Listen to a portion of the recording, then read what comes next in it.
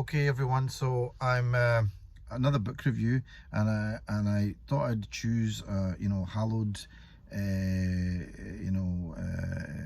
wonderful ground, and this is the hallowed halls of my van. I'm waiting for my kids, so I just thought I'd do this one here. So I want to review a book called Meditations by Marcus Aurelius. So Meditations by Marcus Aurelius. This is something I'd heard about.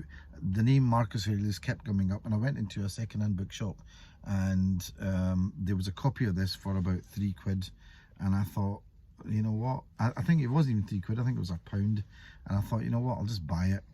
I picked it up, and I thought it's kind of interesting. So I can't really say much without saying something about Marcus Aurelius. So Marcus Aurelius lived about almost 2,000 years ago, probably about 50 years after the birth of Christianity. He was a Roman emperor, and this is a picture of Rome on the front of this cover by Giovanni Paolo Panini. I don't know if he actually invented the Panini, but he definitely does a good picture of Rome. It was in 1765.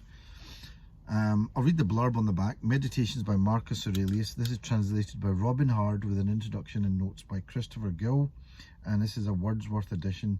The Meditations of the Roman Emperor Marcus Aurelius are perhaps the most readable exposition of the great system of practical philosophy known as Stoicism. Stoics maintain that by overcoming passion, self-indulgence, and unjust thoughts, and performing duty with a right disposition, man could acquire virtue and live at one with nature. The Meditations were composed in periods of inaction during the wars which Marcus hated but was compelled to fight. The Edward Gibbon, the historian, said his life was the noblest commentary on the precepts of Zeno. He was severe to himself, indulgent to the imperfection of others, just and beneficent to all mankind. That was Edward Gibbon. And this is a new translation now. This one was published, this is published by Wordsworth Classics, and I think the general editor was a guy called Tom. Yeah, Wordsworth Classics of World Literature. So you're talking about a guy called Marcus Aurelius, born about 2,000 years ago, got to probably the most powerful position in the world, pretty much by his own bootstrap, picking himself up by his own bootstraps. So I think somebody like that, and he went out to wars, and it wasn't just like a politician in the latter day world where they just kind of sit there and sign a proclamation. He was out there with the armies. So I think there's a lot of amazing things to say. He's got something to say about the world. Now, he was a believer in the gods, Apollo and things like that. So when he talks about the gods, interestingly, he does talk about them in the way that a lot of people would talk about God, which I thought was interesting. But this was not a book that he thought, I'm going to write a bestseller, or I'm going to write a book that's going to be read by lots of people. These were actually writings and just musings of his own that he wrote down, and he basically they were not meant to be seen by anybody, but they were found, collected, and then put together in various volumes. And this is one of them, Meditations by Marcus Aurelius. It's not like an easy read. It's not the kind of book you're going to pick up and read and look at, and read cover to cover. But it is a kind of book you can look up, and you realize that he's got something to say about life, and so I'll just read a few things at random. You have the power to rid yourself of many superfluous troubles which exist only in your own imagination, and you will then create ample room for yourself to embrace the whole universe in your thoughts and encompass everlasting time, and to reflect on the rapid change in every part of every particular thing, and the briefness of the span of time between birth and dissolution, and how vast is the expanse of time that stretches before our birth, and how equally boundless the time that will follow our dissolution. So remember, this is a guy who is the most powerful man in the world, and he conquers vast lands of areas of territory, but he realizes that, look, we're alive for a very small sliver of time. So much time has elapsed before us, and so much is going to be after us. And what are we really? We're pretty much nothing.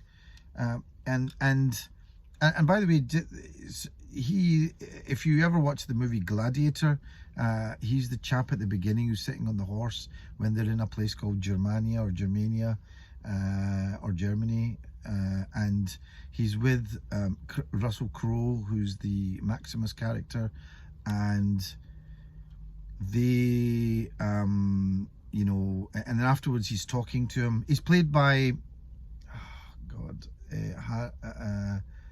I've actually forgotten his name now. I can't believe I've forgotten his name. Very famous Hollywood actor, Irish originally. Somebody maybe will comment and tell me who the actor was. But you can see when he talks to the Gladiator character afterwards, you can see he's obviously interested in life and what it's really about, and he's more interested in the guy's family. So he's somebody that does think, with all that power, what's it really all about? We're only alive for a short period of time, and what are we actually gonna, what does it all mean, if anything? So another writing, he says, all that you now behold will swiftly pass away, and those who have seen it passing will swiftly pass in their turn, and he who dies in extreme old age will be brought to a level with one who has died before his time. So basically, we're all going to die. Everybody that sees us is going to die. And if whether you die in at an old age or a young age, you're still going to die. And you know, there's a kind of leveling up, I think is what he's trying to say. Incidentally, I noticed that in the movie, this Maximus, or this Marcus Aurelius, has a son who is a bit of a shit. And so it shows you, did make me think about great men who do great things. They often overlook and forget their own family. They often ignore them, and their children are often quite shitty human beings, very, very insecure.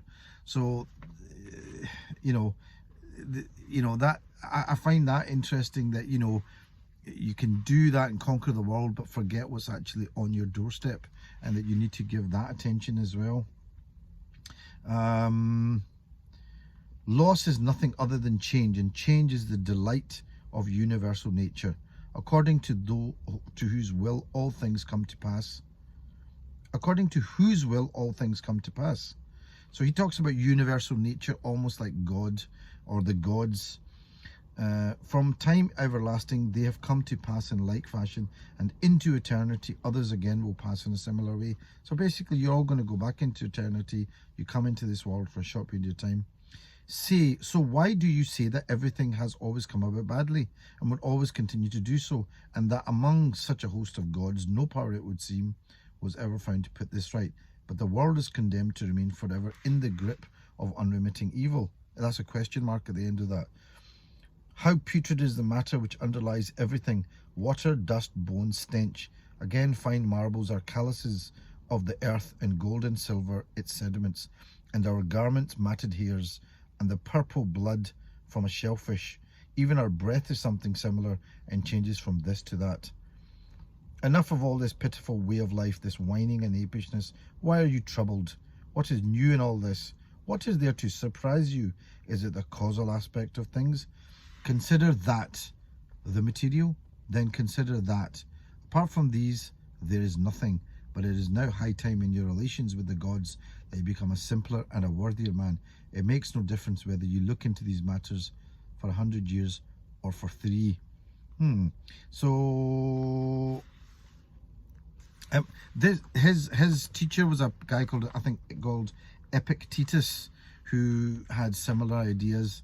And a lot of it is about, some people say that Marcus Aurelius almost is the father of modern CBT, and that, you know, but I mean, for me, it's about, he's somebody who accepts that despite whatever he does, however powerful he gets, he's mortal, he's going to die. And so it is important to look at what you are responsible for and what kind of a person you are. He does believe in the idea of good. That's another thing that I find. He does look at the idea of that there is internally, there is something good about human beings, and that is important. He's an interesting thing that he said here. The gods either lack power or they have power.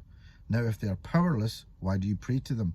But if they have power, why do you not pray to them?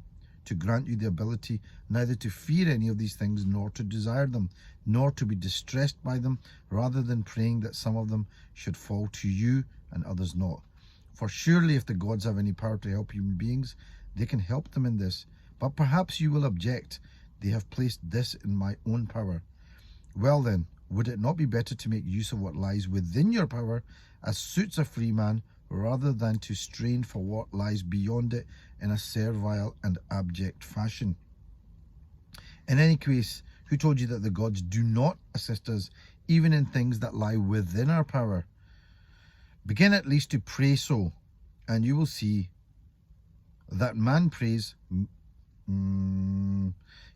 that man prays things like, may I come to sleep with that woman, but you should be saying, may I be delivered from my desire to sleep with her. Another prays, may I be rid of this man, but you may say, may I no longer wish to be rid of him. Or another, may I not lose my little child, but you, may I not be afraid of losing him. In a word, turn your prayers round in such a way and see what comes of it. I mean, I could go on and on about the stuff that he says, but a lot of what he's saying really is that look at your own internal response about things, give up desires, keep your word, I guess, to things, be good, I guess, and accept that there's shit in the world and there are shitty people. Here's the thing he says: whenever you are shocked by anyone's shameless behavior, ask yourself at once, is it then possible that there should be no shameless people in this world? It is quite impossible, so you should not demand the impossible. This person is one of those shameless people who must necessarily exist in the world.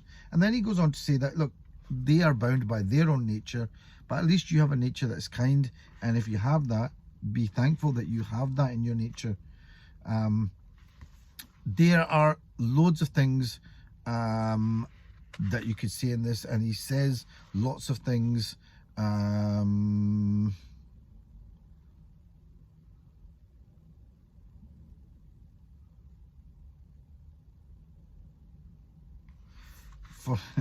just opened up. Reflect again and again on how all things in the universe are bound up together and interrelated. For all things, in a sense, are mutually intertwined, and by virtue of that, all are dear to one another. For one thing follows duly upon another because of the tonic movement and the common breath that pervades throughout, and the universe, unity of all substance. Sounds a bit like the Force. Every instrument, tool and utensil is in a good way if it performs the task for which it was fashioned. And here it should be noted, the maker is separate from what he has made. But where things are coordinated by nature, the part that made them lies within them and remains there. And for that reason you should revere it the more.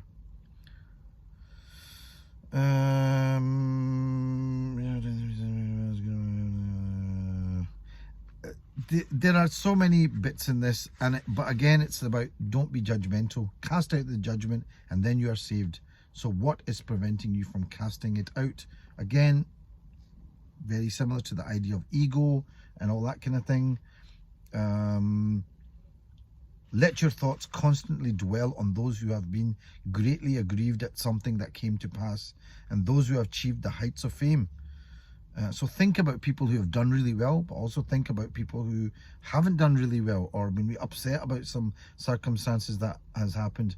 And then ask yourself, so those who have achieved the heights of fame or affliction or enmity or any other kind of fortune. And then ask yourself, what has become of it all? Smoke and ashes and merely a tale, or not even so much as a tale. Also give thought to everything such as this.